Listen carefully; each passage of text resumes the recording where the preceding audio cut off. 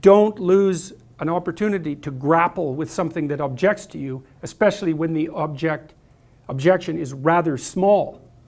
Because that's something you say, well, I can put up with it. It's like, fair enough, like you don't want to make everything into a war. I usually use a rule of 3. If we're interacting and you do something that I find disruptive, I'll note it. It's like, potential dragon, gone.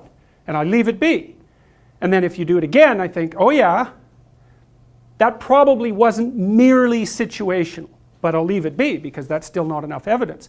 But if you do it a third time, then I'll say, hey, I just noticed this. And you'll say, no, that didn't happen. And I'll say, yeah, not only did it happen, but it happened here and it happened here, and I'm not making this up. So there's something going on here, like I'm not ignoring it, and we can get to the bottom of it. And then they'll come up with a bunch of objections about why that isn't necessary, and you push those aside, and they'll come up with a few more objections, and they'll push those aside, and then usually they'll get mad or burst into tears, and if you push that aside, then you get to have a conversation. Right, and then you can solve the problem. But man, you got to be a monster, because first of all, you need 6 arguments about why their objections aren't going to stop you, and then you have to not be intimidated by the anger, and you have to not be swamped by compassion about the tears. And then you can have a conversation. And people don't do that. They won't do that. And so they don't solve the problems. And so then the problems accrue. Right? And if they accrue over 15 years of a relationship, then they end up fat, ugly, and in divorce court. So, and that's not a great outcome. It's divorce court and cancer are similar in their seriousness. Not always, but sufficiently often. So when that error emerges, it's a glimmering. Now, we talked a lot about the hierarchical structure of goals, And so here's something to think about. So the thing that announces itself as error has a twofold nature. That's because it's chaos and order at the same time. Or it's because it's all the archetypal structures at the same time. It's the dragon of chaos, it's the great mother, positive and negative, it's the great father, positive and negative, it's the individual, hero and adversary.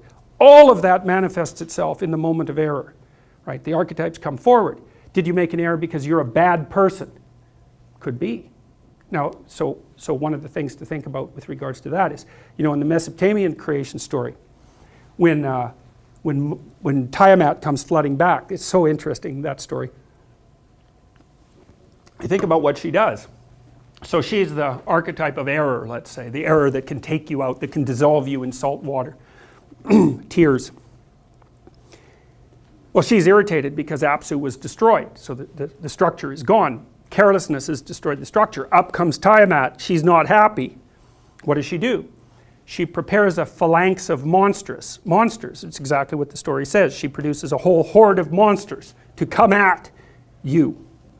And she puts Kingu at their head. And Kingu is the king of the monsters. And later, so he's the ultimate bad guy. He's Satan for all intents and purposes. In the Mesopotamian version, it's out of him that Marduk makes human beings. It's out of his blood that Marduk makes human beings. That's a critical issue, man. The Mesopotamians said, imagine the worst monster you can possibly imagine. The king of all the monsters. That's the blood of human beings. Wow. So what does that mean? Well, it means that one of the terrible things that lurks, let's say that you've been in a long-term relationship and it collapses. Let's say you had a tendency towards alcoholism. You weren't so great with regards to your drug use. You're not that conscientious. And you had like 4 or 5 kind of low-rent affairs. And you know it. Your marriage collapses. Bang. Well, who do you first meet when you fall into chaos? You meet King of the Monsters. And he's you.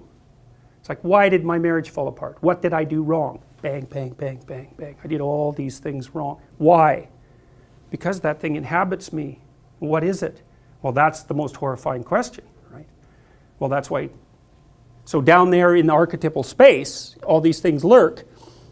The hero and the adversary. Well, you've just met the adversary, right? Well, maybe you were a tyrant. That's certainly possible. maybe everything around you was chaotic. So what do you encounter when things fall apart? You encounter the adversary, you encounter the tyrant, you encounter the catastrophe of nature, and you encounter the dragon of the chaos. And they're all intermingled. You have to sort that out. That's what happens to Ellis when she goes down the rabbit hole, right? She meets the Red Queen. And the Red Queen is always running around. Off with their heads, off with their heads. And she says, in my kingdom you have to run as fast as you can just to stay in the same place. Right? Down the rabbit hole you meet the archetypes. And so, okay, so back to responsibility. Well, one of the things Solzhenitsyn detailed, he said, well, how do societies go corrupt? He said, it's easy. One little sin at a time.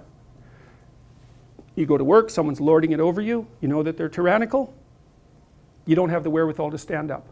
It's like, okay, you're a slave. And so if you continue to agree to be a slave, you will continue to generate tyrants. Right? And the only thing that can stop you from doing that, I think, is the right kind of terror. It's like, be careful what you give up. Because, and that's this logos. Okay, so all right, so that's this logos. The logos is the thing that enables you to mediate between order and chaos. And maybe you have to have some faith in that. It's like, well, what should you do if someone is harassing you? Well, you should fight back. Okay, what is that? What's the most effective way to fight back? Well, sometimes it's physical, but that's not necessarily for the best. Maybe it's through articulation. Maybe it's through analysis, right? You want to be sharp. You want to be able to decompose a problem. You want to be able to formulate an argument and a counter response. And maybe you want to be so good at that that people don't mess with you to begin with. And then you're a perfectly articulate counter monster and you never have to take your sword out. That's the place that you want to be. It's like people should know after 3 seconds of interacting with you that harassing you will be a seriously bad idea. And then you'll have a perfectly fine time with them.